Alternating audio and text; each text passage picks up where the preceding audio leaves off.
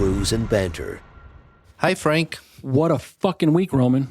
Wow, must have been, huh? Yeah, I mean, they're all that way. When you get older and you kind of work past these adolescent and mid-20s years when you don't remember anything anyway because you've been drunk the whole time, now you're kind of like, fuck, now you realize how bad your week really was. It has been crazy. I mean, I barely made it on time today. Yeah, well, what's on time, really?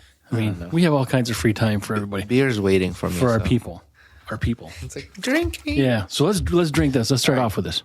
What are we drinking? We've got the Eli Fish Brewing Company. It's a super crantastic sour ale brewed with cranberries, orange peel, and citra hops. I'm super excited for this one. You don't get orange, just orange peel. No. There's lots of pro. Did you break it? The tap came off, but you know what? I got a thing for this. Here. So actually, people don't know. We're going to have a guest on here in a little bit. Yeah. And it's Teabag Jeff. But he showed me the secret, or this trick. He did it with a Sharpie. But take this and just rub it really quick up on the front of the tab. Well, it's open. It's just just poke it. Never mind. Just poke it then. Well, that fucking ruined. Jeff was telling me the thing. No, use the other end. No, he just saw that online. He did see it online, and it worked. He did it in my office. He did it? Yeah. He came and visited me. Guest Teabag Jeff. But anyway, let's pour this thing. All right, let's do it. We got to get into these because We got these cool glasses. I always get fucked from up with BenShot. sours. Yeah, sorry. I love that BenShot started following us. They really make cool stuff. Yeah, we have to look in some of those other things like the whiskey glasses. Yeah, for sure. They got cool stuff. I'm going to be definitely ordering more. Who's perfect here? Bitches. Yeah. Is you still got some in there? A very little. Yeah, so do I. But I always get thrown off because the sours don't have a lot of carbonation, but this one looks like it does. And look, still more bubbles like last time. Yeah. Cheers. Oh, these are beer clean. I told you, so was mine. No, look at my glass is cleaner than yours. I made it dirty on purpose. Interesting smell at first, huh? Ooh, daddy's in trouble. This is a good one. The taste and the smell, it's like doesn't match. Yeah, they don't match. The taste is good. This is I taste all of it. There's something in the Just delicious. sort of back end. I'm not really sure what that is, but this is like you said, it doesn't really The smell. hoppy flavor comes in the end. Maybe that's a citra, but I didn't taste orange. Do you? Get citra right at the beginning. Yeah, it's good. Man, remember early on we didn't really get into many sours at all. I like this color. It's bullet color. The bullet just disappears. Yeah, how would you describe this? It's a light amber or bullet You know why we have a little bit left here? The whole thing didn't fit. because of the little The spacer. bullet, the little nub. the knob is taking up space. Look how I'm going to pour this. Oh, yeah. What's up? Yeah, daddy's in trouble because this is good. This is good stuff. So what else is going on? Well, let me read a little bit. They have a short paragraph here. Where are they from? Batavia, Batavia. New York. Our story. The fine folks who settled in Genesee County were optimistic by nature. Life threw challenges at them, and they rose to each occasion. Always confident that the community's best days were ahead. They worked hard, but when they did manage to eke out a little leisure time, we suspected they enjoyed fine potables like the ones brewed by Mr. Eli Fish. Today, life throws very difficult challenges our way, but we still work hard, and we still tired. But we still treasure the time off we share with each other. That's why we continue Eli's good work, secure in the knowledge that Batavia's best days are yet to come. They serve food too. That's a great thing. That's a great statement they have as far as work hard, spend time with your family, that type of thing. Yeah, That's good. they have they won some trophies and medals. Did they go to the World Beer Cup thing? I don't remember. Is that called World Beer Cup World Beer Cup? Yeah. in Colorado? You said right last time. Well, Las no, Vegas. it was in Nashville. Okay, and then last it's year. like Vegas. This year is in Vegas. Yeah, Man, one of those days will. Yeah, it won't happen this year. We're on a budget. Come on, we need more subscribers on Patreon. Yeah, we're on a budget, and right now the budget's currently 0. Negative. Yeah. Yeah, they have some delicious food here. Actually, they got burgers. Is it food in house or food truck? Because I don't care either way. This looks like in house. They got pizzas, but I don't know. Maybe it's trucks. Yeah, we'll have to go there and visit. Cajun crawfish, popcorn, shrimp Alfredo, southern chicken sandwich, Maddie's pizza of the week. This looks like in the kitchen. There's a lot of breweries around our area in Syracuse, but also just a ton. There's over 500. Like, I don't know, for the life of this podcast, however long it lasts, if we'd even be able to ever visit them all. And certainly not with full-time jobs, Otherwise, I'll just do like one a day. But we gotta make that work. Well, no. 500 not around here. It's actually over. No, it's 5 in New York State. 600, over 600 in New York State. Right. So either way, we'll have beer, we'll travel. That's right. But we do visit other breweries when we travel to different countries and states. Yep. Or when our ambassadors travel overseas. Yes, we got some of those coming up too. Yeah, we'll have our friend Carlos come over to our next podcast with friends and tell us about the trip, the breweries he visited, and you see some of those videos on Instagram now. We got some. He said he got us some beer from there, so that'll be perfect. Wow, you brought it back. Yeah. Where is this? Puerto Rico? That's a true ambassador. Yeah. B&B ambassador. Yeah. Yeah, Puerto Rico. These free ambassadors are priceless. Well, should we reach out to our caller and then find out? You got to call our caller by his name. You call him. It's Teabag Jeff. Like, what do you think, he's going to offend him? No. You ever see the fucking post he makes? Well, you kind of got this this whole thing organized, so I didn't want to steal your thunder. Well, we'll call Teabag Jeff right now. So we got our caller on the phone. Introduce yourself. Oh, it's Teabag Jeff. Oh, hello, Jeff. What's up, you freaking bumbling boobs? Yeah, it's this is gonna go well already. I can tell. So Jeff, Frank told me that you wanted to reach out and bust our balls about something. He wants to educate us. Roman. Okay. Roman, yes. I struggle because oh boy.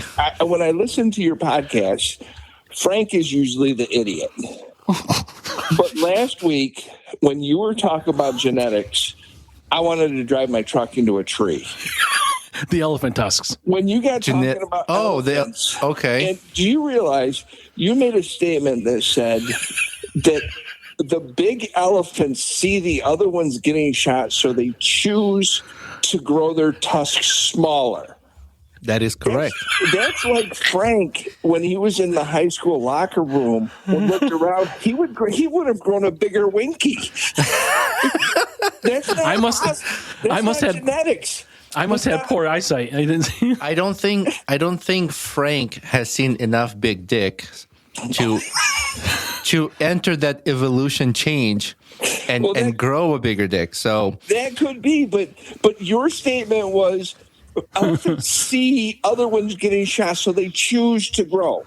That's correct. Not how genetics works, there, buddy. No, I didn't say genetics. I said. Right, you didn't say genetics. That's the problem. Yes, you did. Yes, I said the. No, he didn't. Okay, I said the evolution of elephants realizing that other elephants are being killed due to the large tusks because of the demand by poachers.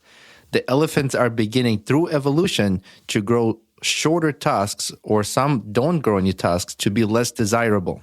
No, it's because of genetics, because the poachers are shooting the bigger ones, which are letting the inferior genetics breed, and it's causing the shorter tusks. But your statement was they're seeing it happen and they're watching it, choosing to grow shorter tusks. That has nothing to do with evolution. I wanted to drive my truck into a tree. Well, I'm glad you didn't. I'm glad you didn't, so we could have you on this call. I don't know that I'm going to go that far. And bust our balls about it. But it might have been what I said. But what I was thinking is the evolution of of elephants is happening due to the poachers killing elephants with larger tusks. And they're lowering the genetics because the lower genetics are sticking around to do the breeding. The inferior elephants with the smaller tusks. Mm-hmm. But we've talked about that long enough. I want to talk about Frank now. Okay. Because it tries to say he's a Viking. Yes. I believe 1%. Yeah. Well, he eats baby carrots for lunch. Yesterday he had 12 baby carrots for lunch. And that was his lunch. And a Hershey Kiss. I don't think he ate the Hershey Kiss. So but if he didn't even have ranch dressing. I mean, I don't, some kind of Viking that is eating Ragnar would never have gone for that, Frank. I was foraging for what I could, and I put 2 Hershey Kisses on each side of the baby carrot, and I called that carrot Jeff. That's why you don't grow a bigger dick. Right. So, because I'm not, the whole, to be honest here, let's be truthful. The reason I don't have bigger dick is because I haven't seen as much big dicks as you two have. That's what I said. They weren't your own. Part of the evolution. They weren't your own. So, Jeff, if he was a true Viking, what should his meal be? Actually, if the Vikings, I actually looked it up today. They were very fish-based and high protein. Frank, you know about the protein. I know all about the protein. Well, I know it's your favorite thing. Protein so mean. You guys are all fucked up, both you guys. Well, that's the fun part. And Jeff, how do you know all this? How do I? Because I drink Your bourbon research. and I know things. That's a perfect T-shirt. So Well, you ever watch Game of Thrones? The one, Yeah. the little guy. Oh, I remember him saying that. Yeah. Did you ever watch House of Dragons? It was the Tyrion, the little guy. Yeah, I forget his name, but it's I know what you're talking about. Tyrion Lannister, I think was his name. I like when he opens the door to the shitter and his father's sitting on the toilet and he fucking shoots him with a crossbow. He kills him on the shitter. Yeah. I mean, what a way to go. Did you, Jeff, do you ever watch House of the Dragon or something? House of Dragons? It's supposed to be the second season. That's supposed to come out in like June or July. Yeah, it's coming out this No, summer. I think there's already 2 seasons, right? No, Not House of the Dragon. Maybe they split one season. Is that how they do it? Yeah. Maybe. Yeah, because they're supposed to be like, I don't know, four offshoots from Game of Thrones that they were putting in the works. That's fantastic. So I can't wait. So Jeff, most of your knowledge is coming from consumption of bourbon. I prefer. Well, I love beer, but as I've gotten older, I much prefer a bourbon because beer fills me up too quick, so that I have more bourbons. And I think when you drink bourbon, you feel smarter, don't you? Oh, I always feel smarter and better looking. It's like It gives you the confidence you need. that's bourbon talking. What was Jeff? What was the other podcast you listened to that you had problems with? Remember we said something, and I mean, there's probably all of them, but like I can't remember, but it was one that it was something you said something stupid, Frank. no, Oh yeah. It was. no, I you promise you had a problem with the math we did on that one about you were dog ears. with dog ears, but it wound up that Roman was actually right. No, Yeah. it was genetics with smaller tusks. I was right. No, it was Roman. Roman was right, and you just wouldn't listen because you're stubborn because you eat carrots for lunch. That's the Viking part. Okay, so I mean, you are talking about Vikings, and I know they had to do these things, to make themselves survive. But you haven't actually told Roman what orifice I put those baby carrots in. It certainly wasn't oral. They're like Jeff. ass chompers. Jeff, how do you know the difference between Frank being hungry or horny? Depends where he sticks the carrot. It depends on where he puts the carrots. Jeff, I want you and everybody else to hear this. Roman, if you could have anybody stick their baby carrot anywhere in your body, who would it be? Really? Yep, who would it be? Are you using a U-Daddy? No, you're going to use it, you daddy. You're using, I'm answering. No, Roman. Yes. I'm going to say, I'm going to give him your U-Daddy. What's your question? Doesn't matter. Answer. I said, if you could let anybody stick their baby carrot in any orifice of yours, who would it be? You, Daddy. That's fantastic, Frank. Oh my gosh, people are gonna think we're fucked up. We are fucked up. No. I don't know about you guys, but I am. How many old fashions you got in now?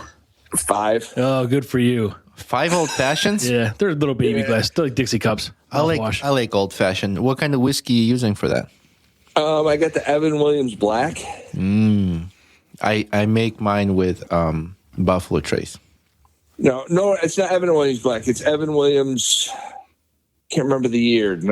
It's an Evan Williams product. They make good stuff. That's great information. Thanks, Jeff. That was fucking very insightful. Useless. That was quite useless. Excuse me. I don't have anything that I can say of use. So Jeff, as a listener, I'm sure you hear me burp all the time. All the time. If you'd switch to bourbon and get rid of the beer, you wouldn't burp as much. That is correct. Then we have to change the bourbon and banter. I'm in. No, it'll be booze and banter. Right. I'm all the way in. So that's what she said. What is that's what he said. What is your preferred beer? I like Bud Light. My all-time favorite is Killian's Irish Red. Yeah, that's a good one. That's a malt liquor, right? I don't know if I've had that. It's a red. It's a red. That's my favorite. I'm not a huge IPA guy, but I do like. I love the Kolsch's, like the ruby red Kolsch. Mm-hmm. Yeah, with grapefruit. Oh yeah, big fan. Yep. You like lagers? I like lagers. Yep. We're drinking a super crantastic sour by Eli Fish today. Very nice. Very nice. So everybody's out there listening to us because this is, for the world, and maybe there's 10 people going to hear it. But hypothetically, Teabag Jeff, if there was a Brews and Banter challenge coin hidden somewhere in the U.S., do you have any hints on where that could be? There might be one at a large brewery in the Midwest, maybe based somewhere around Missouri. And there's a potential floor you could recommend as well, right? It could be on the 3rd floor. Is this something I should know? I thought I told you this. Maybe I didn't. I don't. This is my first time hearing this. I hit a Brews and Banter challenge coin in the brewery, the Budweiser brewery. You just gave it up, Jeff. The fuck, man! Well, your genetics suck. They're still gonna have to look for it. Your genetics blow me. All right, so there's a wooden Brews and Banter challenge coin hidden on the 3rd floor of the Budweiser brewery. Okay, somewhere. So if someone finds it, we owe them a beer. Oh, that would be a big. Yeah, that would be a big prize. I gotta think. Yeah, prize. I think more than a beer. I think Frank should get my handy. Wish it. How about I pour beer on my handsy? I'll get my date drunk.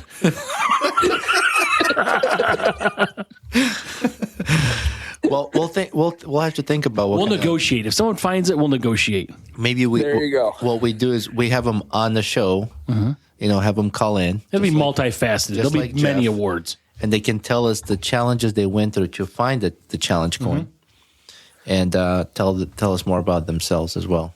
Yeah, we'll do that. But that doesn't count you and your family, Jeff. I don't remember. You guys can't fucking find it and call back in. I don't remember how Jeff got Teabag Jeff title. Because of all the bullshit he puts about us on Good Pods. He's always complaining about us. So he was the Teabag recipient of the week, remember? Last week, okay. A couple weeks ago, I called you bumbling boobs. And I typically, if you look back at the things, I'm typically bitching about something Frank said.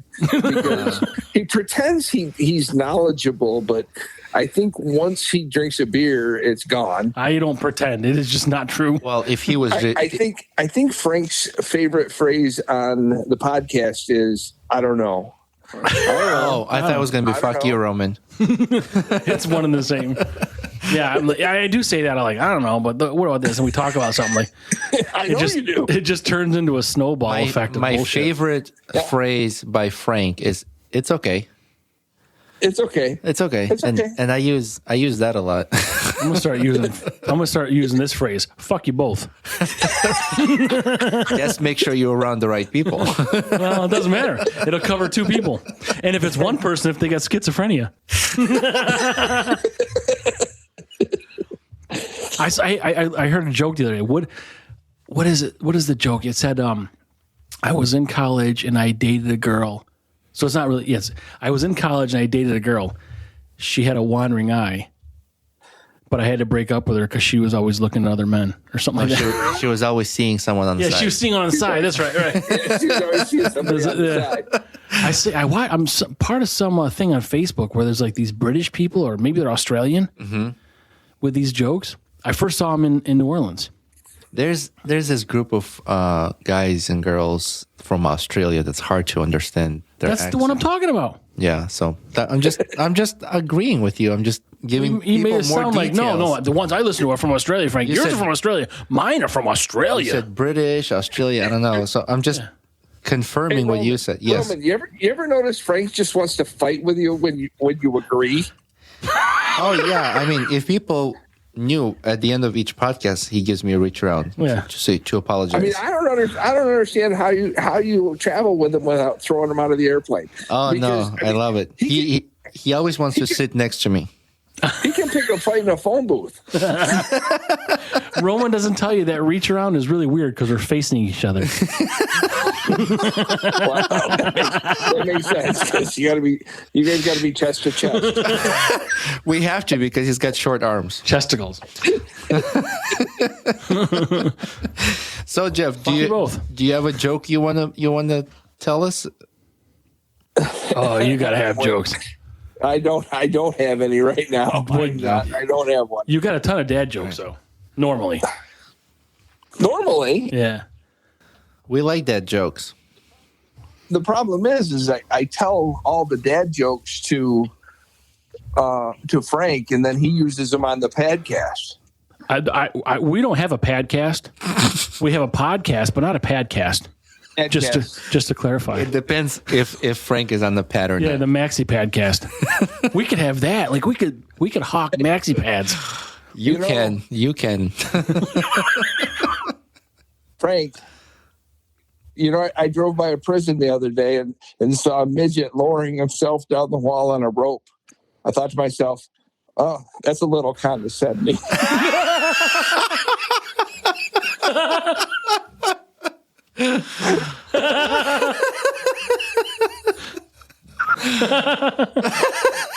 What a dick. That's whiskey at work. Yeah. Bourbon at its finest right there. Jeff, do you know the difference between whiskey and bourbon? Whiskey and bourbon is in a charred oak barrel. And it's 51% grain. And does it have to be out of Kentucky? Say yes. No, it does not have to be out of Kentucky because there's some out of Tennessee. So you're talking about whiskey and bourbon? But yeah. I think the bourbon, the big connector on that is that it has to be at least 51% grain. I've read where the only time you label whiskey as bourbon if it's made out of Kentucky. Oh, that very well could be. Well, what the fuck, Jeff? He just asked you that. Because other countries and states make whiskey, but none of them ever label it as bourbon. I just drink it. I don't give a shit who makes it or where. I just drink it. You can call it shit water. The only time you'll see it says bourbon on the bottle if it's made out of Kentucky. Very well could be. How about Pennsylvania? Oh, Pennsylvania stump jumpers. Like southern Pennsylvania, Pennsylvania. You can tuck your pencil in. right. All right, Jeff, you gonna boss any one of us again, or we're gonna just let you go for now till you can build up more material? You got any shit you want to talk? Because I'll rebut it. No, I think I'm ready to go, and I can till I get a bigger head of steam. I'm gonna start making notes of all the dumb shit you two say. Well, I hope you have a big enough notepad there. I do want to say thank you for being our listener, our follower, and thank you for not driving your truck into the tree. Yeah, we appreciate that. Thanks, Jeff. Yeah. I don't think you appreciate that. I appreciate you being our good pods. And next time Frank sees you, he will feed you baby carrots. What kind of psychopath eats 12 baby carrots for lunch with no ranch dressing, no dip, no nothing? Just carrots. What happens? 12 baby carrots. So if I had what kind of Viking is that? If I had 10 or 14, then I'd be okay. Like, why do you keep saying 12? 10 would have been okay. I can't believe you did 12. No, I'm such an asshole. Who does that? Today he had 6. Yeah, you're right. That's all that was left in the bag.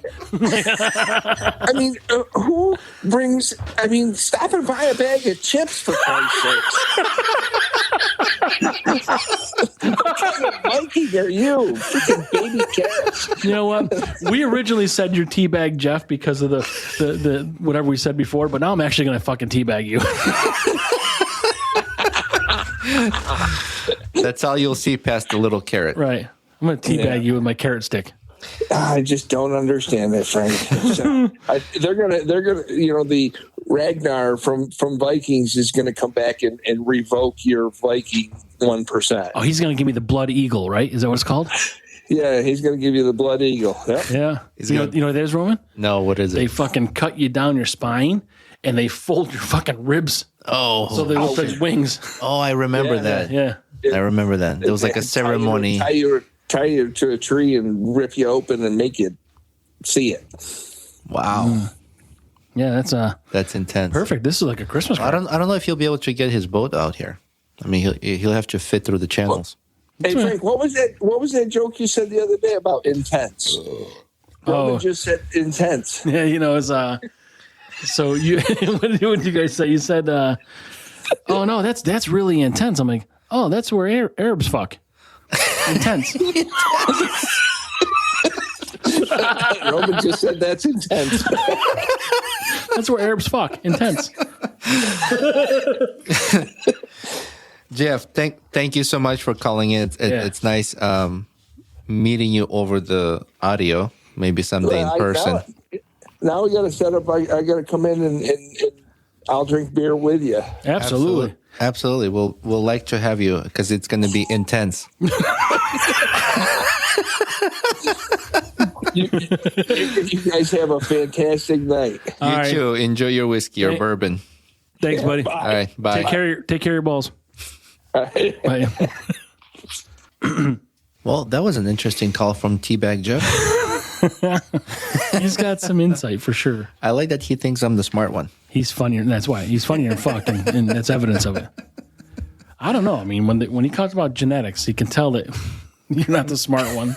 I mean, I was listening to that podcast because I was there next to you. I'm like, okay, yeah, we'll go with that. I don't know, I don't know if they're seeing it and they're like, no. Okay. I don't know exact words what I said, but like I said, what I meant is that the evolution of elephants are changing their tusk sizes due to the poachers. But I remember what had happened. And that's what it said. I looked it up on the article, and this article is out of like an African research website or something like that. African Wildlife Foundation. Okay. But decades of poaching and overhunting of large tusks elephants may be leading to generations of elephants with smaller tusks or no tusks at all. Right, but I remember this conversation we're having. I'm like, well, how do they know? And you're like, well, I think the bigger tusks are seeing the other tusks, and so, but like Jeff is saying, like it's like a deer. Like you get a big buck that's got this huge rack on it. Yeah, like people want to shoot it, or like they're shooting that thing. So that leaves the smaller, less fortunate big rack genetically inferior animals to reproduce. So, and then it'll come back. It may take however many generations it does, 100 years, 1,000 years, million years, I don't know, but, you know. But through evolution, things change and adapt to the environment. So yeah, maybe they'll grow like little machine guns, like plants change through evolution. Like there were insects that would eat certain plants, and that plant would right. change how it grows, some sort of defense or something, how it looks, and it creates a defense against those bugs or insects. So do animals. I think they evolve through evolution period, process to defend themselves, and it's a survival. It's like humans. We, did we eat raw meat before, and then we just not live long, get sick, and die, and then we discovered fire, and who knows? Some person was like, let me cook this meat. Well, and that's it. I mean, like it's over millions of years, so we're never going to see it. Like it doesn't just happen like overnight. No, like piranha fish. Right. They eat like meat. Right. Like why wouldn't they eat fucking plankton and other sort of fucking algae or plant bullshit that's more prevalent, in their waters? But maybe at some point they will. But how do they become meat eating, and how are all the other ones not? I mean, like sharks and shit like that. I get that, but But I mean that when I read the article, that was my understanding is due to poachers killing elephants with large tusks caused that evolution period. Even though it's a short evolution period, but elephants started to grow smaller tusks or no tusks. This smart stuff makes my brain hurt. Okay. So can we open this next beer? Let's open to the next. This is actually a pint glass. It's not a pint glass. It's a pint of beer. So it says is it 0.9 ounces? What is it? Oh, 0.9 liter? 0.9. So, yeah, one pint, 0.9 liters or 500 milliliters. Mm-hmm. But this is going to be a manly beer because we need a knife to open this. Ooh. If I cut myself on camera. I have a knife. Let's see. Can we operate a knife on camera? I don't know. Why not? But I don't know what's on there, a cap or a cork? It looks like a wax over, not a cork. It's like a beer cap. What's that liquor that does that? Where they dip it in there? Wax. No. What is the kind of liquor? You fuck. It's a brand, like it's a name, like not Crown and not Jack, but like Maker's Mark. Oh, yeah, okay, yeah. I didn't understand what you were saying. I don't understand what I'm saying. I throw shit out hoping that people can I'm like Jeopardy. Or no, like Wheel of Fortune. Hoping people would just fill in the blanks. Yeah, parts of the shit are there and you guys just got to guess what the answer is. What do you mean you're not thinking what I'm thinking? Yeah, sounds like, what was that? It's wax. Is that the way this is supposed to happen, or is it like a pull tab? I popped the cherry. Yeah. But that doesn't seem like this should be the way it's done. Do you have a bottle opener? Because I don't think this is twist stuff. We had a bottle opener. I don't know where it went. Past tense. It's okay. I'll use a knife. No, we got many of them. We got the booby opener, and we got the one you got me from St. Lucia. Okay. You need all that? But I'll just use the knife. Oh, it's going to break? Because you couldn't open the fucking beer with a fucking simple pull tab. I love knives, man. They're just such a good universal tool. Yeah. That's a good job, Roman. I can survive in the woods with just a knife. I'm very proud of you because I would have been banging that thing on the fucking table after. Oh, I'm sure. I don't have patience. I'm sure you would be. I don't have any patience. But so we had the Eli Fish fantastic. We don't want to rate that in our bullet glasses. That's a sour, so that's SPB. That is P plus.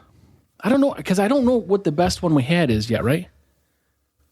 Because it's shitty perfect best SPB, stinky pussy beer. I'm gonna give that one best. I don't. Well, so I'll give it best. You can too. have multiple. Yeah, bests. That's right. I'll give it best. I'm gonna give it best. Yeah, it doesn't mean it's the best we've ever had. Why are you fucking cupping me, Frank? Remember you were bitching about that? Because I pretend I'm you with a small pee-pee. Listen, it's a carrot. Listen, baby carrot. That is Roman's beard. Hear that? Yeah. All right. Well, let's stop fucking That's the around beer. and enjoy this beer. Yeah. Is this a sour? Oh, no. 6% something. Oh, you know what? I think I pulled up this beer on their website. Oh, I could tell right now it's not a sour. How do you know? Because the color? Well, because you're pouring it like fucking Frank. This, for the record, everybody look. Roman poured that fucker. Right there. Man, you gonna pour it quicker? Yours is even worse. Man. It's the glass. Oh, yeah. Plus, I'm pouring it like backwards. What does that mean? Backwards. It's a round fucking glass, man. The way I'm holding the bottle. Let me have some more Listen beer. to this. That is pretty cool, right? It's static. Yeah, because we heard it. It's beer. Wait, is mine doing it? Yeah, yours is more fucking bubbly. Do you have enough? I will have enough once I pour the rest of this. Oh, in here. there's enough there. Oh, thanks. That's All like right. a fucking drop. You're welcome. Thanks for sharing, Roman. Well, here, you want... No, fucking, I'm gonna touch your shit. All right. This is a 100%. Well, Frank's being a baby over there. I'll read it. The name of this beer is Love is Overtaking Me. Aw. Is that a message from you? Happy Valentine's Day. We're past Valentine's. It's next year. It's for next year. Actually, isn't it the International Women's Day? Yeah. So good. Happy International Women's Happy Day. International Women's Day to you. Love is Overtaking Me is a beautiful marriage. So That's what it says. before you finish, let me. That's what she said. Yeah. Yeah. It's always usually first. Like before, ahead, go before you ahead. finish, let me finish. I won't finish. Go ahead. But this is a barrel fermented Brettanomyces ale. I don't know what that word is. Brettanomyces? Brettanomyces? Brettanomyces L? Yeah. So that's what it is. That's what you said. Yeah. Is a beautiful marriage of bread fermentation, oak, an assertive dose of some of our favorite Pacific Northwest hops. So that's what it is. I'm interested in this. It looks like a little hazy with a side Kingston of Brewing Company. Standard. But the head goes away quick too, which is very similar to marriage. We didn't cheers Cheers. at all. We didn't cheers the first one. We didn't? I thought we did. No, we didn't. I think we did. Let's see. Do they have food? Oh, they have food at the brewery. This is very interesting. Mostly pizza. Do we have to come with a new scale for this? And oysters. Oh, they have oysters. I'm all about the clams. You're all about the clam? Yeah. Trying to find more about the brewery. But what do we got to grade this on, Roman? It's an ale, so it says ale in it, so we'll call it a beer. I'm just not familiar with this word, but I'm very interested in it. The smell of this beer is like, it's very citrusy. Barrel fermented. I like it. It tastes like it's got a little clove flavor in it. Maybe. This one's Or like a little grape. more, this one's more gassy. Maybe grape. Gassy? Carbonation on this is It higher. goes away. Let me see if I can read this. Let's see. This says it's Brettanomyces, whatever that is, a wild yeast, apparently, because that says it right here on the label. A wild yeast known for its production of tangy flavors, a blend of New World hop varieties, and Sauvignon Blanc. So I said grape. That must be it. I'm good at this game. Oak barrels are all brought together in the fermentation or fermentive experiment of our Brettanomyces series. Okay, so Is that all? no, Is there more? there's more. Every batch highlights the unique way this strain of yeast reacts with each 225-liter barrel. Add to, I think this is add, right? Add to this I mean, it's not my first time reading. I just don't have glasses on. So. I was when you were going to finish, I was going to give you applause and say how proud I am of you. It's very tiny writing. Like, why do they do this? Without your glasses. There's a lot of space here. Like, they got more room. They could make this bigger. Like, it's not my first time reading. Just add like 2 font numbers. Like, if it says an 8, give it a 10. You know, all right. So it is. Thank you for sticking with me, everybody. So we're doing something with this, and we add that, and then highlights the way this strain of yeast reacts with each 220-liter barrel. Add to this a generous helping of late kettle and dry hops, and you've got a beautifully nuanced 3-way, yeah, buddy, 3-way marriage again. I don't know if maybe this should have been in like... Is this a Mormon beer? Yeah, I was going to say. What is it, Idaho or Iowa? Where's Mormons?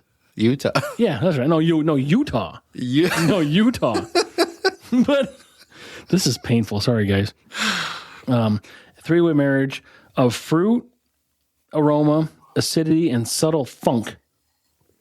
Okay. Oh, bonus points. I can't even get into this right now.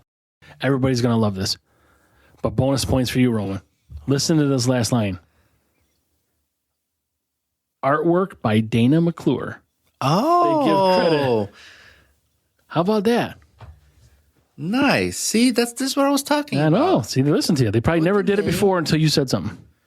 Artwork by Dana McClure. It's like I said that. You did. I'm just repeating. No, they never did that until you mentioned it last week. See, yeah, that's cool though. That's cool. More breweries should do that. Please do that. And bigger font. Let's get some bigger font here. Oh, there's only so much room in here. Oh, you got a whole fucking bottle. Then it won't be a pint. It would be a full liter. No, you can leave the beer amount and just put the bigger, more labels on it. Yeah, fucking put more bigger labels on it. All right. So speaking of the beer, we talked about I can't remember what beer it was, but the one with the World War II, the Kiss photo. It was the Valentine's Day beer by Warhorse, I think. Okay. Yeah, so we had a story about that this week, and that was because it's a famous photo from 1945. I think the day after Japanese surrender. Yeah, it was taken on August 14th, 1945, the day after the Japanese surrender. But the woman captured in the photograph, Greta Friedman, was working as a dental assistant at the time when sailor George Mendonça grabbed and kissed her. But I think someone somewhere wanted to remove the photo. Probably like a liberal or someone like that wanted to remove the photo from wherever it currently was or is. So it was the Department of Veteran Affairs has walked back a memo that banned the iconic VJ Day in Times Square photograph. So it was Times Square. The VA Secretary Dennis McDonough announced the reversal of the memo on X only hours after it began circulating online. So they wanted to remove it. Who wanted to remove it? This person, I don't know if they tell me who the person was. Who is this person? I don't know if they tell me who the person was. I'm looking for the person to see if I know who the person was, and I'll tell you who the person was once I find out who the person was. And honestly, who gives a fuck who the person is? Why does this person have a say whether the picture is going to stay? Exactly. Fuck off. But how do you appease people? What the fuck? I can't remember. I don't know. Again, this is small font too. I can't fucking do this. That's right. Regardless, it doesn't matter who the fuck this person is. But it's going to stay. It's going to stay. Yeah. If it rubs you the wrong way, yeah, go pound salt or something. Go rub another way. So what do you think about this, though? This smells like a sour. Yeah, and it's like a floral taste at the end. So yeah, like a fruity, but I said it had like a grape thing, but that's the so it's some sort of wine-ish beer. Like not like you whining, like wine like drink. But I like it because it's interesting. I never had it before. So it's not a sour. It's an ale. Mm-hmm. It's like beer wine. I don't know what or wine beer. This. I could taste exactly now reading that. What's that noise? I can taste now exactly what, like, I get a little bit of flavor of the wine in there, but whatever. I like it. It's unique. We're not done with this, but we could pre-grade. The color is interesting.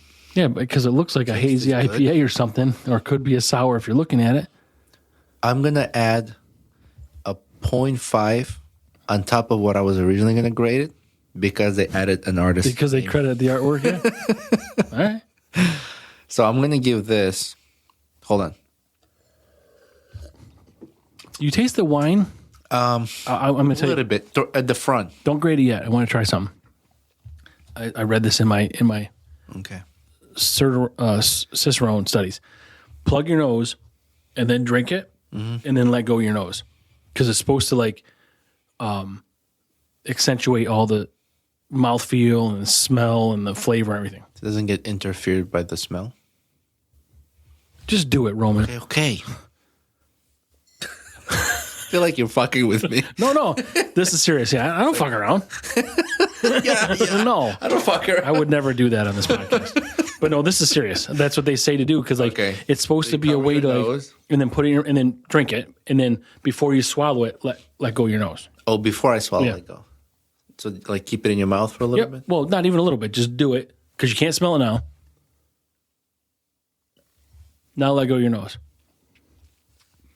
Is there any different flavor or smell or anything like that? Like, because you wouldn't like, because part of this is you're smelling the beer as you're drinking it. You know, but if you don't smell I don't think it changed the smell. I mean, I think the flavor is a little more intense when I do that. I think the taste is the same to me. It could be. I mean, it's probably not the same for everybody. Yeah. But there is like, that's what some people do. I mean, I guess it doesn't look high society to pinch your nose and do it unless you put your pinky out. Like, you know, Grey Poupon. I do feel. I do taste a little bit of the wine flavor at the beginning. Mm-hmm. Then it's like citrusy and then floral taste at the end. When you're talking about floral, you're talking about fruity? No, like a flower. I don't know. It's different for everybody. But that could be, maybe that could be the was it Pacific? Hops? The Pacific Northwest? Yeah, Pacific Northwest. So out there's probably Citra. I mean, I don't know. Excuse me. There's all kinds of fucking hops, right? Yeah, a lot of hops. So my score would be 4.5. With the half point? Mm-hmm. Really? Oh. Yeah. I'm at like a... Man, that doesn't really happen to me. So apparently beer wine makes me burp. I'm going to be at like a 3.5, I think. 3.5? Yeah, I don't know. I don't know that it's bad. I'm not used to this. Mm-hmm. So, oof. Yeah. Oh man, I think the paint's coming off the walls on that one. Ooh, I smell. Light a match. That hit me hard. Light a match. I see your beard curling. Is my beard longer than yours? I trimmed it. Yeah, I didn't. I don't know how much longer we're going to have this, guys. Oh, interesting. Yeah, I don't know. I forgot how you look without it. Yeah, but it makes me look like I'm a fucking 100. Really? Yeah. No. That's what everybody else says. You see me every day. Like when I wake up next to you, my beard's like covering your face and shit. All right, 3.5 for me.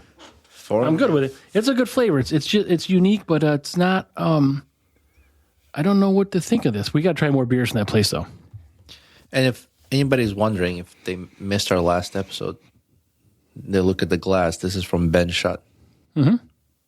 And they have a ton of stuff. They have whiskey glasses. I saw one, this is a bullet, but I saw one with a socket for like a mechanic or someone who likes to wrench on cars. I saw one with like an axe. They had an axe hanging out? Yeah. Axe. Is it a handle? Yeah. Like you could use it? Well, obviously you can't use it because it's molded into the glass. But it's like not use the axe to cut. I'm talking about use the axe as a handle. The fuck? I mean, how big would this axe be? Like you could cut like a steak with it? Like, I don't mean like go chop wood like a fucking lumberjack. The fuck, man? I meant, can you use the axe as a handle? I mean, did you really think I meant go cut wood with it? Jesus. Maybe toothpicks. My God. Boy, this is a tough crowd here. Oh, sorry. Boy, God. There was also one with an anchor. You can't use that anchor. No, it's not going to hold your boat. No. Yeah, they have a lot. They have like a hockey puck, golf ball. A hockey puck? How the fuck you fit that in here? It's a smaller size. Just the same way as the axe. Like a mini puck? Oh, yeah, I guess so. Right. Yeah, tons. They showed like a workshop where they had some people visit the company, and they set them up at the stations where they use torches to melt the glass, and you put different types of. Yeah, it's really because these are not like lewd. They're in here. Like, Oh no, it's not coming out. I wonder if they put an adhesive, some sort of. I got like what's it called, flux when you solder. Yeah. Or something like that. I wonder if they put something on there that makes the glass stick to the object you're molding it to. Maybe, or it could also be the glass is so soft. Maybe it's sticky. Have you ever done like glass blowing? No, I don't do any blowing. That's not what Jeff said. Yeah. That's teabag. So I've done glass blowing at Corning Glass Museum. And That is a pretty cool process. the glass is actually, when it's molted, it's sticky.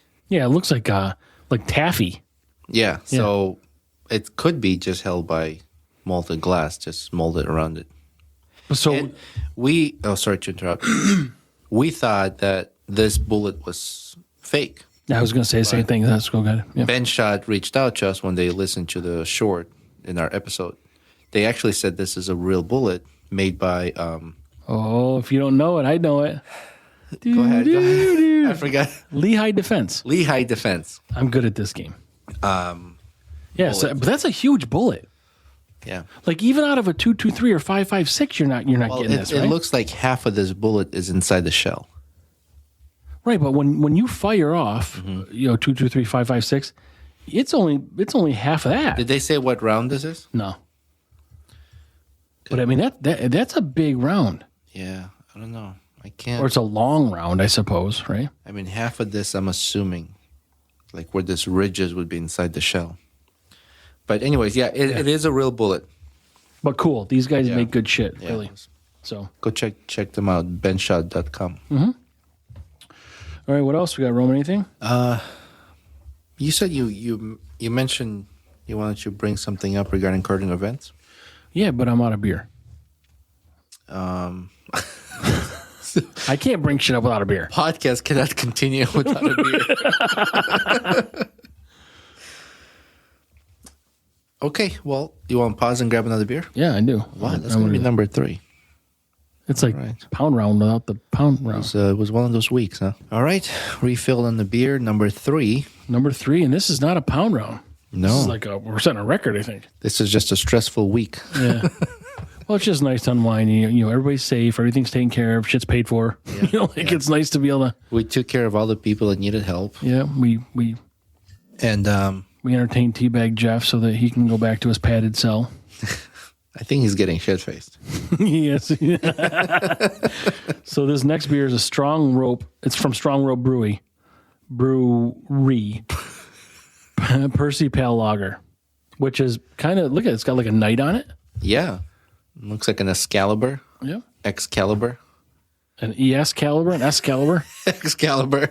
Right? Sword. 4.5% ABV. So it's like a night theme. So Strong Rope, we had some of their beers, I think, in the 24 beers of holiday cheer Oh, we did? through What was it? Drink NY Craft. Was it the dragon one? Oh, I don't know. There's 24 fucking beers. How am I going to remember? You're smart. By the way, some people do remember that. I'm like, holy fuck, how do you know? How do you remember? You remember Instagram names really well. So they name their beers after Instagram names. I'll remember. So just picture at in front of it. Yeah. Got it. So strong rope brewery. Strong grope. Strong Rope Brewery is out of Brooklyn, New York. They're established in 2015. Showcasing New York ingredients, Strong Rope Brewery proudly brews and serves handcrafted ales and lagers We look to explore the capabilities of our regional malt and hops while working directly with our farming partners and the land. As a New York State farm brewery, we strive to create beers with intention and care and give our ales and lager a true sense of place. Strong Row Brewery is owned and operated by husband and wife team. Oh, So would that be woman-owned, yeah. And happy International Women's Day. Jason Saylor. How do you spell that? Sahler. Probably Solar, yeah. Saller. Yeah. And Christina Quintero. Quintero. Yeah. As a family-run business, we support other local producers by serving New York State wine, cider, and spirits. Visit us at our Brooklyn location in Red Hooks and Gowanus, and seasonally in the Adirondacks. Oh, so maybe sometimes they're... Wait, so what is that? What, it's not in New York City, but they have a place in the Adirondacks? I don't know what that means. Maybe they make a trip out here. Because the Adirondacks are closer for us than New York City. Yeah. It's like... Not really by much, but... Well, it's like 5 hours. Adirondacks is like 5 hours away from New York City. Well, I mean, from us. Because I'm saying, how far is the Adirondacks from us? From us, it's like an hour. Oh, I thought it was far. I thought it was like 2.5 or something like that. You ever go to North Pole, New York? Yeah, I've been. that's further up. Oh yeah, that's like far. Old Forges in Adirondacks. Yeah, I don't know where they are, but So that's. I mean, they're in Brooklyn, so it's far for them. Yeah, yeah. So I'm saying it's like 5 hours. but for them. I don't know, what do they have up there? Do they have another tap room, or do they just kind of Maybe visit? they're collaborating with another either brewery or Maybe instead like of food truck, they have tap room, beer truck. and they just have their stuff up there. That's a thing. Cool. They That's cool. have beer trucks. Beer trucks. Yeah, they have food trucks. They have beer trucks. Interesting. Well, when we were at the what is that thing we go to in March? That we're going to go to the Friday, the Brewers Festival, New York State Brewers New York Festival. State at the State Fair. Yeah. Remember Southern Tier had the taps on the side of the van? Yes. I remember that. Yeah. Huh. Cool. Well, So we'll be there. Come see us, people. let's open this. Yeah. Hang on. Oh yeah. What's the date for that? I'm going to give the listeners and watchers the sound experience of. That's a good sound. That was good. That was good. So it's in March, right? For the It is in March. Yes. the festival we're talking about. We're gonna go on a Friday. It is Brew Fest. It's Friday, so it's Friday the March 22nd and Saturday the 23rd. So I guess the 23rd is the busier one, where there's more brewers, but it's there's a lot more people and maybe a little harder to get around. The Friday is the one we went to last year. It's like the VIP type one. But there's also awards given out on that Friday, but it's easier to meet and kind of mingle with. Not as packed. Yep. Yeah. So come see us on Friday. We'll be there. So and then about 1 year ago, at this time is when SPB was coined. That's right. That's where we heard the phrase SPB. By our friends that we met at the brewery that are going to be guests here at some point. Like, yeah, maybe when we do an outdoor thing, like if we can get an outdoor thing set up, we'll make some room. But whatever. Or with the setup, maybe we can try with the setup. Yeah, well, they have to sit on each other's lap, but that's okay. That's enough room for both of them. Yeah, I don't want them touching me though. It's kind of weird. They're going to straddle this thing. They can touch me. I know. Again. All right, so let's pour this. This is I poured it. I'm just waiting for you. Oh, you did? Yeah. Fuck, man. No, thank you. I make love, man. This is a good color. Look at that thing. That is a good color. It's a perfect head because it's it's what I'm known for now. We need to do a recording of our pour in like slow motion, with some like dramatic music in the background and then just what? Just cinematic video. I think we can. Yeah. We've got the other thing coming up you talked about with the where we're going to mirror. We're not going to mimic or imitate. We're going to mirror 10 Instagram followers. That's right. I'm waiting for one more to reply back to confirm that You already we have reached their out permission. to them? Yeah. Yeah. and then we'll have 5, and then we'll have other 5 recommended shows by our followers. So how's that going to work again? Are those people going to? Does everybody just throw out a name and we count how many? Everybody's going to throw out names. We're going to go check out those accounts. And what if there's like a bunch of people say me? That's fine. Not me, like me. Like I'm talking about the counts. Like I get it. you can't imitate a Frank. You can just be really stupid and fucking stutter. That's fine. And if they give us permission, that's fine. Yeah. We'll look at their account first to see what is it we're gonna. Well, it's not imitate. You said it's. I said mirror. Like mirror, like looking in a mirror. Like, oh hi. Well, I'm in a mirror. Yeah, but we called it. I don't want to imitate. No, you said. Imitate, duplicate, replicate, fornicate. No, not fornicate. You would have remembered that one. Parody. Okay, yeah, right. We're doing a parody. Yep. But we'll figure that out, yeah. Yeah, we'll get back to that. So what do we got for this beer? It's good. Cheers. Oh, yes, we should do that, Roman. Ding. Take 2. You don't do tings enough.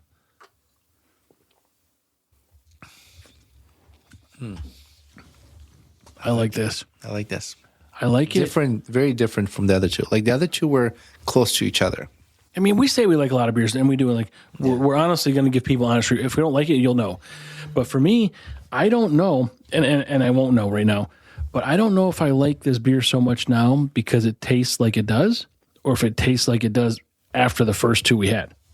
Yeah, the first two were close. First one was sour. The second one wasn't sour, but was very close to that. But you got this already thing in your mouth, and like taste buds, and tickling the ivories of your taste buds. And then you got this. I think we actually did a pretty good job if this tastes good because it was in addition to the other 2 we had. I don't know if that's the case, but that's what I'm going. I like how it worked out in that order because those 2 tastes were close to each other. Yeah. Even though one was sour, the other one was what, Al? Yeah, this is Al, but this has got a little. So you're going to read about this, right? I just read. Oh, okay. Sorry. I read about. Can you see what the IUBs are, or whatever you call them? I call them IBUs. You call them something else. Well, I don't know if they. What do you call it? Would you mess up? I don't know. I fucked up. I'm sure Jeff will point it out at some point. So yeah, because I think this is bitter. I taste bitterness with this. Bitterness. So we just want to search Percy Pale Lager IBU. And I need to use this iPad more so I don't have to fucking struggle with these small fonts on my phone. Well, see if you can find the beer. You got this whole fucking TV over there. You got fucking... I went on beer, but it's not giving me a list of beers. Okay, just like everything else, I'll fucking carry us here. But they are 100% New York malt, 100% New York hops, and 100% New York beer. Yeah, was this a farm brewery also? Yeah, they do work close with the local farmers. Boy, that's a good one. So let me see if I can get the. Oh, here you go. You asked about Adirondacks location. It says located at Blue Mountain Lake at. Oh, I went camping there. At Potter's Resort. The tap room features 3 signature beers on tap. Cans, bottles to go, local spirits, wine, cider, sodas, and snacks. Stay for a pint or bring a taste of New York back to your campsite or camp. Yeah, so, honestly, I got like most people call it a mini chubby, but for me, it's a full chubby. Mm-hmm. But, so, Enchanted Forest, I think, is near there. But I've been camping at Blue Mountain Lake. I didn't know this was there, so we need to do that. Okay. It'd be tent camping, though. Intense. So this says Percy's Lager, right? Mm-hmm. Percy Pale Lager. But this says Percy's Lager, and this is not the same thing because it's not the same company.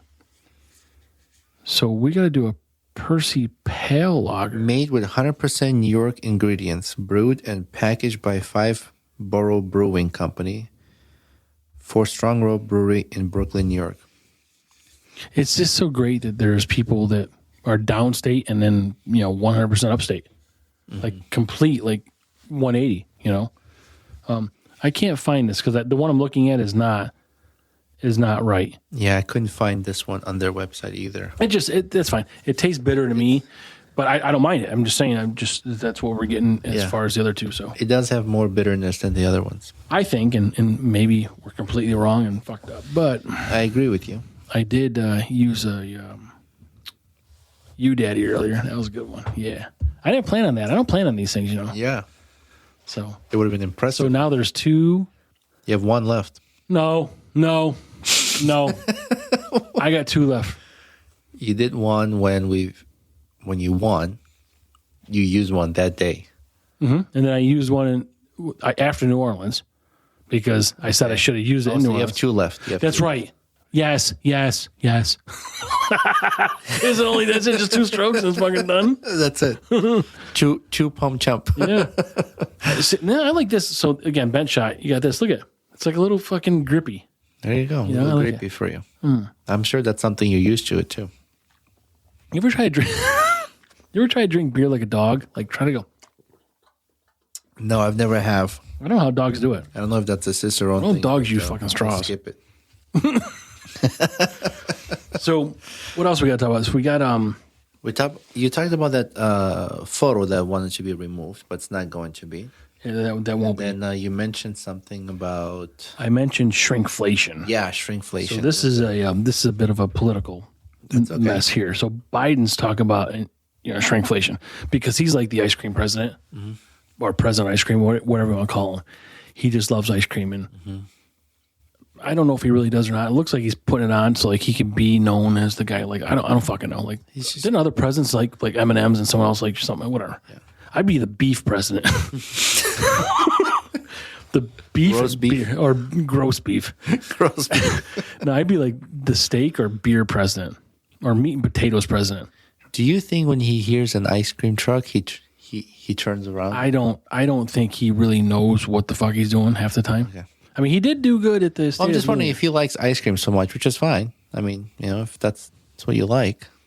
No, do you think like the sound of an ice cream truck catches his attention? I think it would, but I don't think he's getting it in the White House. There's no ice cream trucks fucking pulling up. But if he was somewhere else and the ice cream was to drive by, do you think he'd go like, oh, where's No, I know what they use it for. They probably use it to get him to go places because he's wandering aimlessly around the White House. So they play ice cream truck music.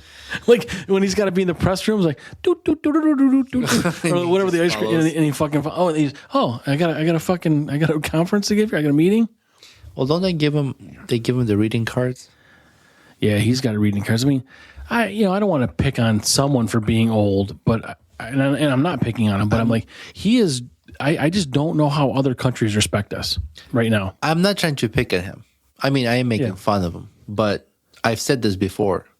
Let this guy enjoy the rest of his life with his family. I mean, stop torturing him. What do we look like to other countries? At this point, I don't even think that he's making any decisions. All he does is just whatever he's being told to do, and he's like a puppet now, I think he's got handlers. The guy's on drugs, burnout, like... I feel bad for him. But to be completely honest, for me, if I was president, I would want to surround myself with a cabinet that are the best at what they do. And, I'd want your advice. I'd take it, and then I got to make a decision. Yeah, but the cabinet respects you. Well, right. But I'm saying even if that's the case for him now, if he's got a great cabinet, I think someone else is still making a decision. Oh, I'm sure. I don't think he's competent enough to make decisions. Yeah. So I don't even think he remembers... what he said at the speech or meetings he had. And I actually feel bad. Like I said, that poor guy. And I don't know that Trump's any better as a candidate. I mean, he's the only one who hasn't really aged as out of all the presidents in the last 15, 20 years. Like each president, if you go and see the photos before they were presidents. Oh, Trump, you mean? At the end of their term, they're all significantly aged. Yep. Where Trump didn't age much. That's right. Maybe because of all the ginger features he has, but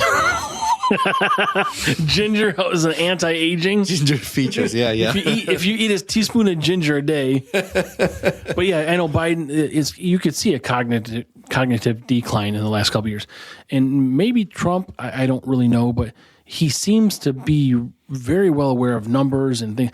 I think his delivery is a bit fucking abrupt, and it's really obnoxious to a lot of people. Yeah, I think Trump, and I think that's what it's turned off. If he wasn't that way, I think he'd be a shoo-in and no one would have a problem with him. I think if Trump had better speech and deliveries and more... Well, his people skills are a little fucked. Yeah, a little more, excuse me, politically inclined. Is that a thing? He's more of like, when he starts to talk about things, it's as if he's just making shit up as he goes. I don't believe that. I don't believe he's making it up. I'm saying like his speech, like the preparedness of the speech, like I don't even know the examples, but like that Soleimani guy that they killed, right? Mm-hmm. Under his speech. Actually, I have something to mention about that. Mm-hmm. It's fucked up.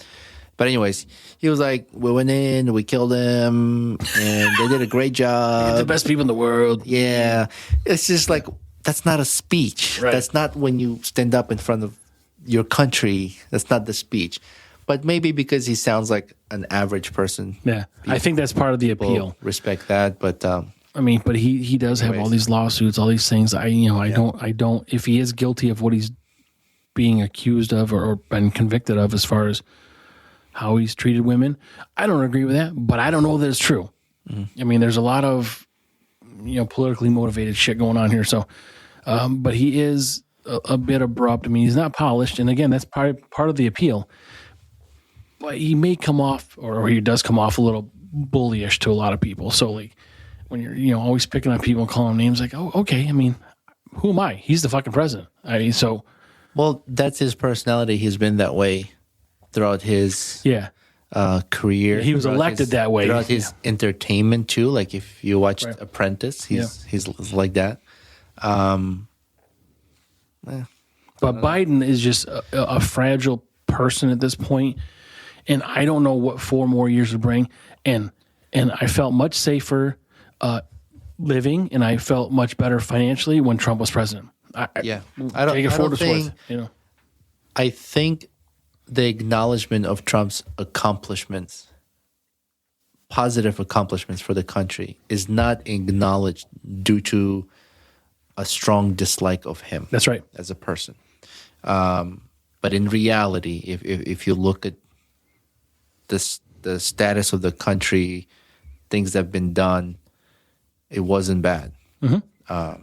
It's just because of the dislike of him, it's just not acknowledged. You know what really frosts my balls is that fucking spokesperson that, I think her name's Karine, but Jean Pure or something like that. Yeah, like she just lies all the time. And lies, and she's like I was talking to my wife, I'm like, how can this happen? And like, I get pretty animated, things like, my wife doesn't sometimes want to sit next to me during games because I'm like, well, no, you got to throw it. I'm upset. Like, I don't mean to get that way, but I'm like, no. But same thing with this. Like, I'm like, holy fuck, that's a straight up lie. Yeah. How are you talking to people that are gonna then be broadcast to the world, and you're saying this and you believe yourself? I don't know how she sleeps at night. I don't get that at all. Like, there is just lies. I wonder how much pressure she's under. Because do you remember the time when she posted something on behalf of Biden? Like, as if it's Biden posting? No. Or the White House posting, but she accidentally posted on her private page. Oh. And they're like, oh, you fucked up. Yeah, that is bad news. Yeah. And a lot of people say that Jill Biden is the one making the calls now. No, I don't think so. So it did happen. I apologize. I don't know who the president was. Like, maybe Truman or someone. Mm-hmm. They had a heart attack or a stroke or something, and like for a period of time, no one saw them, but their wife was the one that was running the country during that time. It's like a known fact. And maybe that time. Right. Now, I don't think that would. Well, someone's doing it, and I don't believe it's him. If it's already ran by others other than Biden, I don't think they would give his wife I don't. those kind of privileges. And to be clear, I don't know that things are going to be much better with Trump than they are now. But I don't think, and I 100% believe, it can't be any worse. No, The border is a fucking mess. If I like how Biden went on and said that Republicans will not let him secure the border. I'm like, you fucked up. Well, and he's calling them illegals. He's calling people illegals. Like, I mean, I don't get illegal. into labels for names. Like, I don't care. That doesn't bother me. They are illegal immigrants. I mean, if they entered the country illegally, you're here illegally. Yeah. You know, I have to recommend a podcast interview to listen to. So I know some people don't like Joe Rogan. I don't know why, but I like listening to Joe Rogan because he gives people a great platform to really sit there for 2-3 hours. I don't have that kind of time. And have a discussion where you hear bits and parts of thoughts and conversations and goals of politicians or other famous people or writers or artists or doctors and scientists. But on his platform, they can come in where he's got millions of viewers and listeners. Hundreds of millions. Yeah. And tens, I think. Probably hundreds of tens of thousands of millions. More than CNN, I'll tell you that much. Yeah. And he gives them the platform where you can be yourself. Right. It's unbiased. It's just honest interview. And I'm amazed how smart Joe Rogan is, like how much he knows, how much he reads and researches. But I'm grateful that he allows that he has that platform, and he plays a very important role, I think, in our society, just like Elon Musk did when he bought Twitter and exposed all the control that was done through that social media, Twitter. I think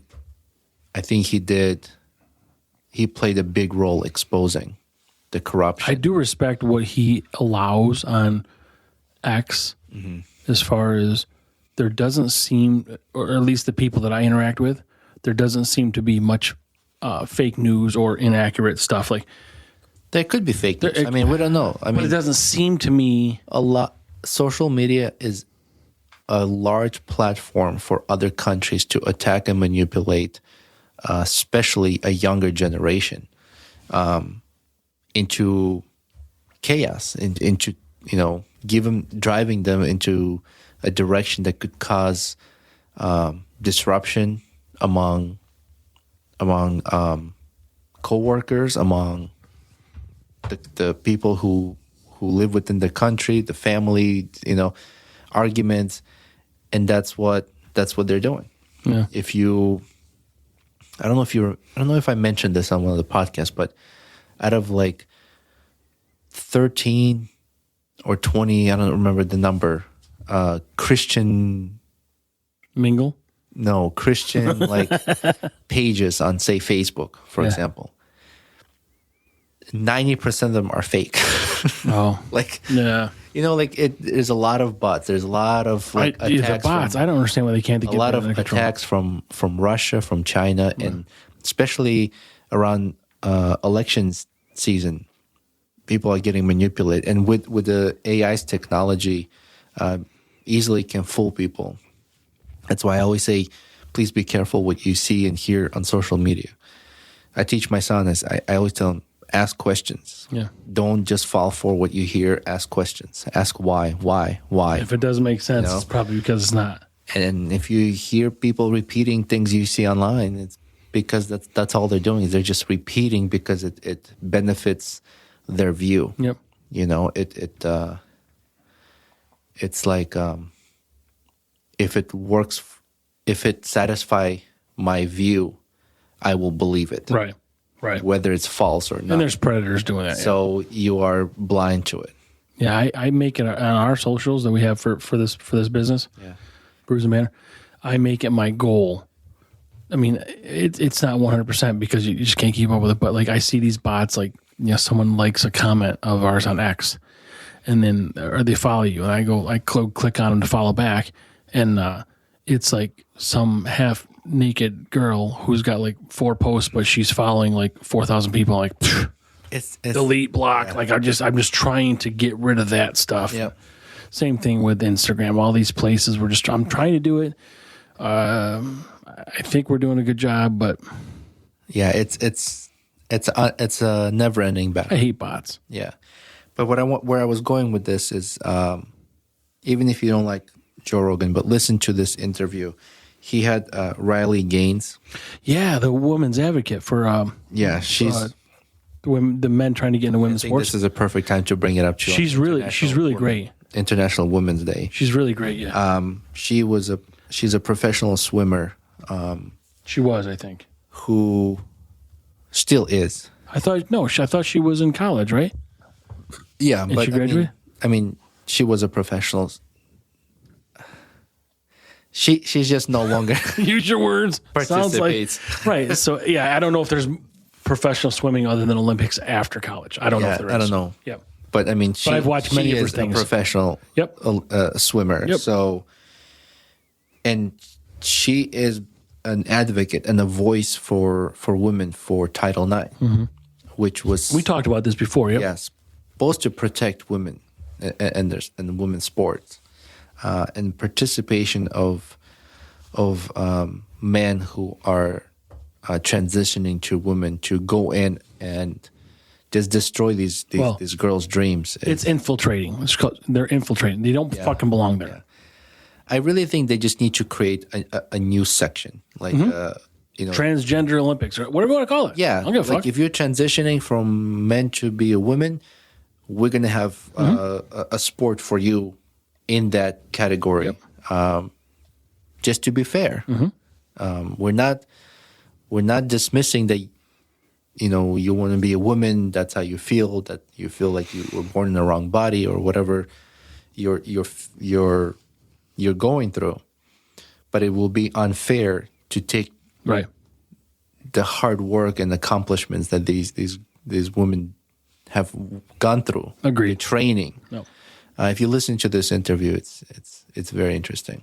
So, do you have something from Joe Rogan? Do you have the interview name or the number or something? Or? If you just go on Joe Rogan and is there an episode number? Yeah, episode number 2115, and her name is Riley Gaines. Yeah.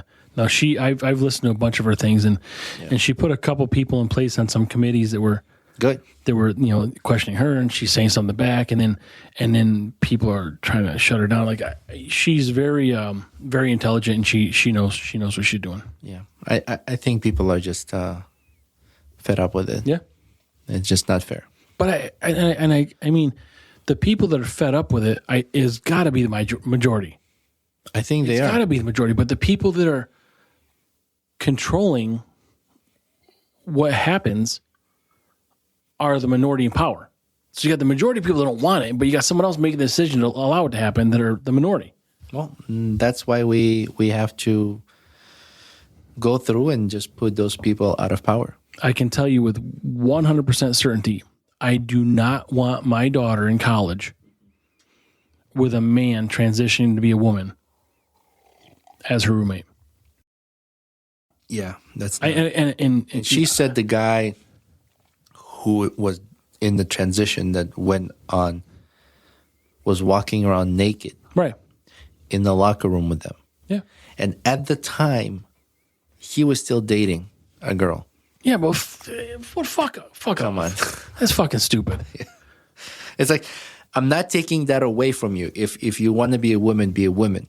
But you cannot participate in women's sports if you were not biologically born as a woman. Right. If you can go through the transition. There's two genders. There's two fucking genders. If you can go through the transition and be 100% transition to be a woman with is woman's X chromosome or Y? I forgot which one it is.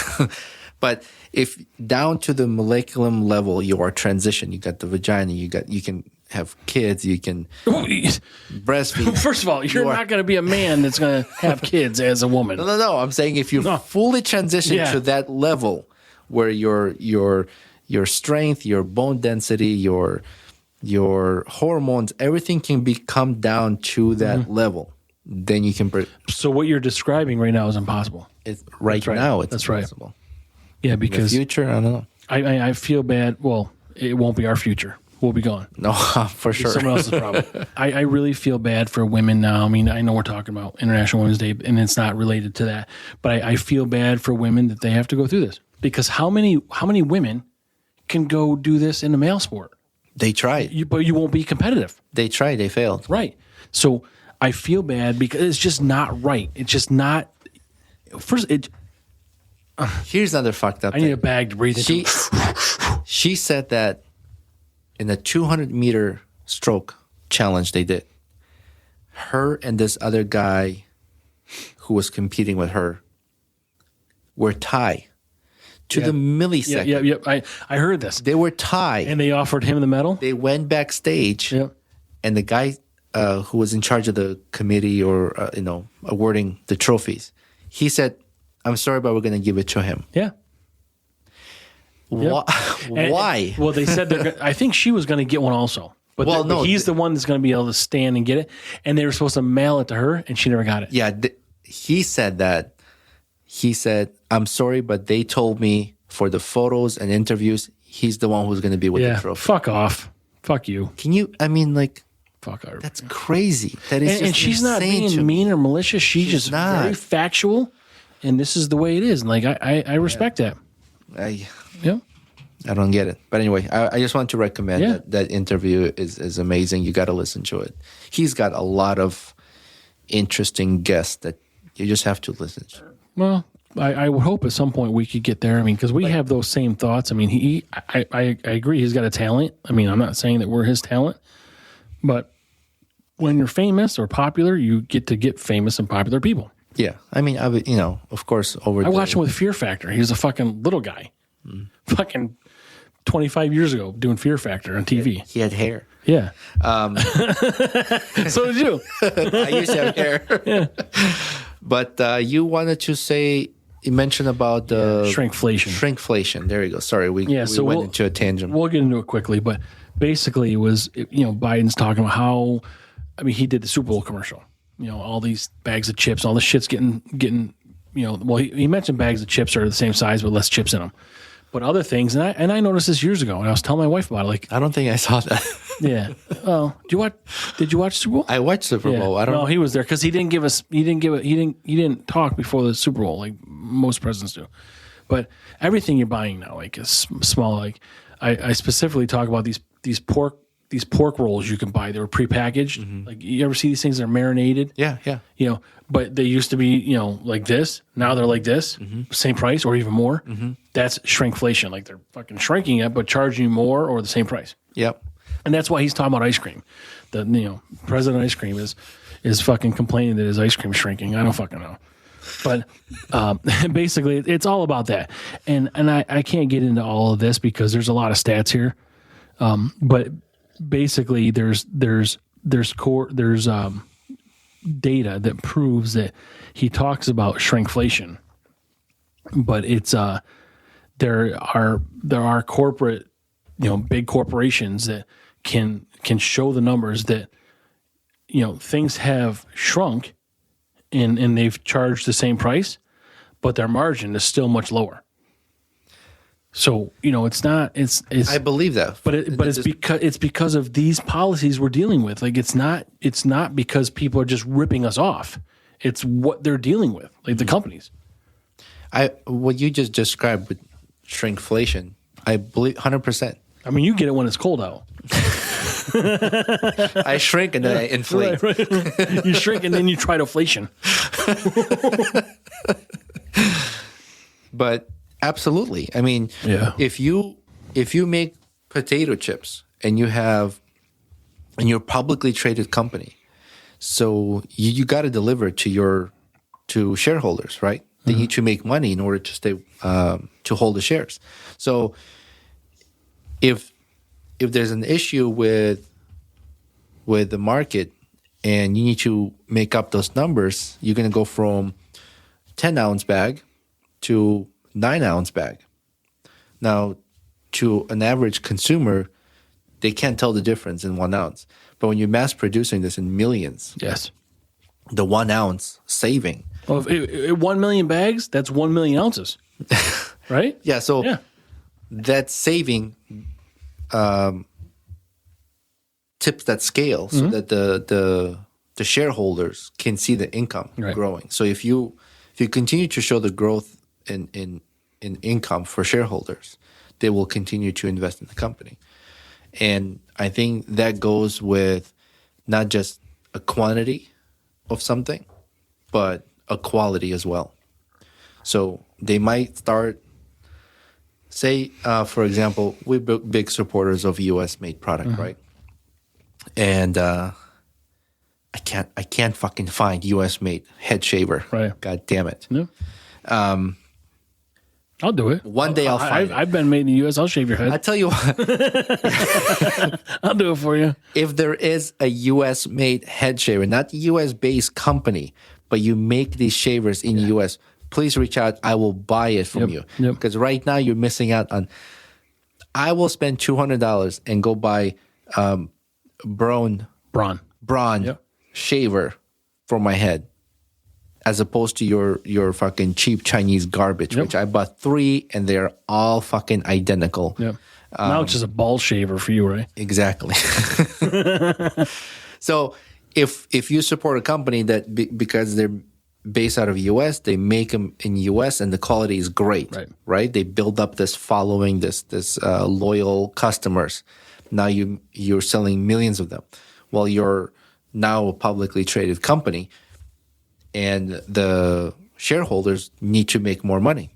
So to keep them satisfied, you decide, well, I will no longer buy these blades for it from U.S. I'm going to outsource them, take that saving, pass it on to my shareholders to keep them happy and keep investing into the. It always comes down to money.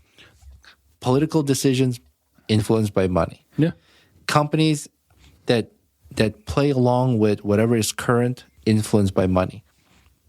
It always 90% of the time things are influenced by money. I mean, our close circle, you and I, and I believe, I mean, it's our close circle is very large. I mean, we've got a lot of people that we know and friends with, but there is a lot of people that would pay more for U.S. stuff over Chinese stuff, because the U.S. is, I mean, China is in it for money, like you say, and they just want to use their fucking, cheap child labor, whatever the fuck it's going to be, and they want to just make $1, get the fuck out, But the U.S. it's going to cost more, but you're getting higher quality shit. Yeah. So you pay a little more, but it may last you 10 times longer. My other beef is with buying Chinese made stuff is we are sending money to a country that is fighting us. Right. I don't understand that. Right. I don't understand why would we send because it all comes down to money again. Exactly. Right. But why would you send money to the country that wants to destroy? I mean, some things are unavoidable. I get it. But But you got to start. You got to start transitioning, because the more things made in U.S. will create more U.S. jobs, will circulate more money in U.S. And I'll tell you, credit card companies want this not to happen, right? Because more people would rather have people make less money so they can take credit, right? If they can't take credit, because if you make a good living, why do you need a credit card? Well, the U.S. has now got a higher credit card debt ratio than they did previously. I worked for a credit card company, yeah, and I know the struggle that people are going through. But it's because they're not making enough money. They need to come up with the money somehow. They open their credit card to pay their bills and things like that. Right. And then they fall in. And they end up paying more because of fucking finance charges. But if you have jobs here, you make stuff here, you employ people here, you pay them good salaries, and that money circulates within our country, people can afford things. People will make good living. People will be able to pay their bills and not have to open up credit And this cards. is where the immigrant problem comes in, because they let them in illegally. And these major companies now employ them off the books, however they fucking do it. I don't fucking know. But they're less wages than legal U.S. citizens make. So they're getting higher profits, and they're paying these people less salary, and then they're sending their money back to their fucking home country. It's not getting spent here. Yes, I remember reading an article where I forget. And you're talking about 10, 15 million people. Oh yeah, it was, I think, somewhere in the range of like $23 billion a year sent overseas by people who have come from other countries to work here so they can send the money back. Well, I know when we went on a cruise, they tell you about these things. We went to Mexico, and Mexico's biggest generator of revenue for the country was people. It was flip-flopping between that and tobacco, but it was people working in the U.S. sending money back to Mexico. Like, your largest revenue is from people working outside your country. How fucked up is that? Yeah, that's crazy. And then I saw this thing from Elon Musk. Most Americans are still unaware that the census counts all people, including illegal immigrants. So that decides how many House seats each state gets. This results in Democratic states getting roughly 20 more House seats, which is another strong incentive for them not to deport illegals. It's interesting. But people don't recognize this. Interesting you bring this up, because I made a note to talk about this. But through Freedom of Information Act, or FOIA for some people, was found that Biden's administration has been secretly flying hundreds of thousands of illegal immigrants into at least 43 different cities. Border Patrol is refusing to disclose the cities because they are worried it will cause national security vulnerability. And here's the issue I have with that. Like, first of all, there's a lot of issues, but I'm going to tell people, you know, you and I both are for what makes America safe, great, everybody happy. I get all this, but you say this. It was 320,000 people that they brought over, but the Biden administration admitted to it. So if someone wants to come and say, no, that's wrong, they admitted to doing this. Yeah, this is true. You just fucking broke the law. Yeah, I'm not making this shit up. This was They admitted to doing it. Like, they said we did this. Through FOIA. What the fuck? This was acquired. And the fact that they were trying to hide it. Yep. Why isn't this in courts? Why isn't this prosecuted? Why isn't people who were in charge of this put on trial and punished for this? And I welcome, and it's not my decision, but I welcome anybody that wants to come here. Anybody who wants to come to the U.S., do it legally. That's it. I'm an immigrant. Yeah. I came here. Fuck, everybody except Roman. Everybody here came illegally. Everybody except you. Get rid of this guy. Yeah. No, but it just makes sense. Like, I don't get it. And actually, Riley, who was on Joe Rogan's show, Riley Gaines, yeah. Her husband is an immigrant as well. Yep. Who has been in this country and still does not have a green card. But we're going. Why doesn't he need a green card if he's married? You still have to acquire a green card, apply for a citizen. There's still a process. I thought you became a citizen. It's not automatic. No. Yeah. No. Yeah, that's right. Yeah, I know someone else. Otherwise, everybody would do that. One of our listeners, Phil, did that. He just became a citizen recently. Yeah. Yeah. So there's still a process. I mean, it took myself and my family a long time to go through the process and become a citizen. We came through, not through as immigrants, but through sponsorship. Right. So like my mom's side of the family, they came as immigrants, but myself with my siblings and my family, we came under sponsorship. So like a family sponsored us to come in. We went through all the right channels. We did everything we're supposed to do. The time it took, the money we had to spend, the whole process. So let me ask you this: if there's these unsavory people that come in through the border, murderers, rapists, druggists, whatever, if they become legal citizens, are they able to sponsor other family members to come in? Or do you have to be a natural born U.S. citizen to be able to sponsor a family? I don't know. I don't know that either. I don't know that. Yeah. I know the family that sponsored us were from born in the United States. Yep. I don't. I'm not in that world, so I don't know. But either way, it's fucked up. The whole thing's fucked up, and there's got to be some sort of fix for that. Democrat or Republican, wherever the fuck it is, just fix the fucking problem. Yeah. Right. I don't understand why. Why do we have to be the world police? Why do we have to care about? Not so much care. I'm sorry, it's all fucking money. I understand. I get it, and I mentioned this earlier. Political decisions, I think, are based off of financial benefits, and if there's an explanation, why are we doing all this? why are we in such eager of like destroying what has been built over years? They want voters. They want voters. Forget your political side. That's it. Yeah. Forget it, because what you're doing, what you're sacrificing for your political power is a destruction of your people and the country. And I don't. We're not going to have proof of this. I don't fucking know. But I've got to believe that all these billions of dollars we send overseas, let's just say the Ukraine, there's never an accounting of where this is going, right? But how do I know? Zelensky's not saying, hey, look, we got 65 billion. You guys all get 60, I get 5. Or you take 55 billion Ukraine people, military. Mm-hmm. I'll take another 5 billion and I'll throw 5 billion back to Biden. I don't fucking know.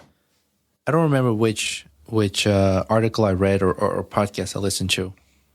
I just remember coming across this information recently. But the amount of money that was sent overseas, staggering, would have repaired or built all new homes for victims of the Maui fire. Oh, right. Would have solved homelessness problem completely in the United States. Would have helped depressed neighborhoods, neighborhoods with like lower income where the crime rates are higher. Would have fixed that, and would have been money left over for us to invest into. Well, no, I'm sorry. Flint water problems would have been fixed. Flint, Michigan, would have been fixed by now. Which, if you don't have clean drinking water in this country, it's a lifeline. That's a problem. Yep. That's a problem. You cannot survive without water for a week. Right. And money would have been left over for more into research, invest in law enforcement training, better training, so we can eliminate those kind of issues like we had with, what's his name? What'd you say the problem was? The police brutality with black communities. George Floyd, thank you. So we can avoid those kind of issues.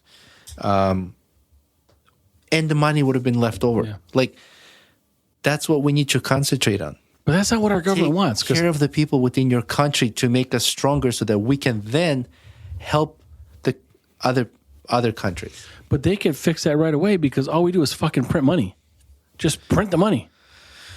And that's what they're doing. Like I don't agree with that's the way to solve it, but that is a way to solve it, and that's what they're doing. Like but by printing money, you're devaluing. That's right. The dollar. Yeah. The dollar. Anyway, well, not to go too far into this, but let's just thank everybody. Can we grade this first? I will grade this beer. This is good. This is really good.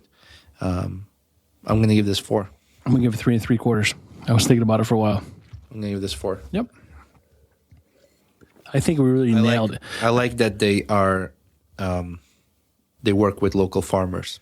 But we need to go visit these places if they have a location in the Adirondacks. But I think we nailed it with drinking this after the other two. Yes. I think it would be good without it, but it really. I think in between would have fucked things up. Yeah. No, for sure. An incidental,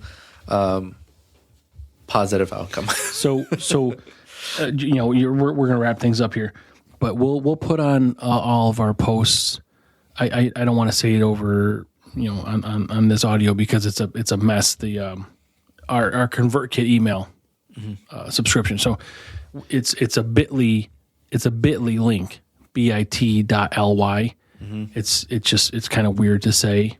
So we'll put it on our posts. We'll put it on our, maybe our Buzzsprout, but we'll put it on our X and Facebook and YouTube, Instagram.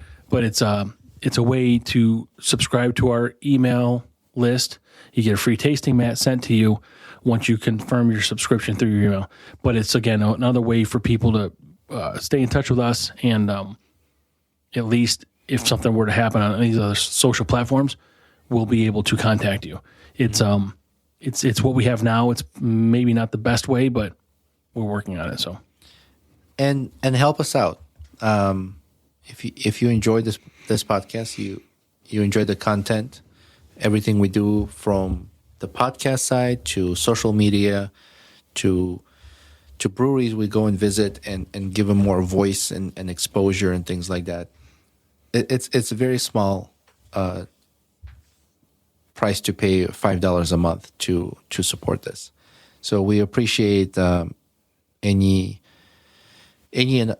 subscriber who subscribes on Patreon, anybody who's following us on social media and helps us out with exposure and to continue this podcast. Patreon's growing, and we've got another video we're going to release here soon. Yep.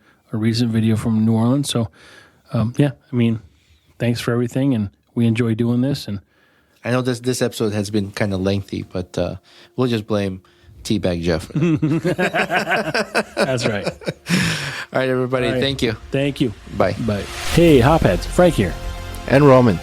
Welcome to Brews Banter, the podcast where we sip and spill the funniest stories over a cold one. We're not just brewing laughs and comedy. We also discuss life stories and current events in every episode. Follow the frolic on our socials, where we brew up more than just banter. Check out linktree/Brews and Banter for all the goods. And guess what? We've got a VIP section. Join our Patreon for exclusive content, behind-the-scenes brew secrets, and maybe even a blooper reel or two. Subscribe, laugh, and unlock the full Brews and Banter experience. Because life is too short for bad beer and boring stories. Cheers.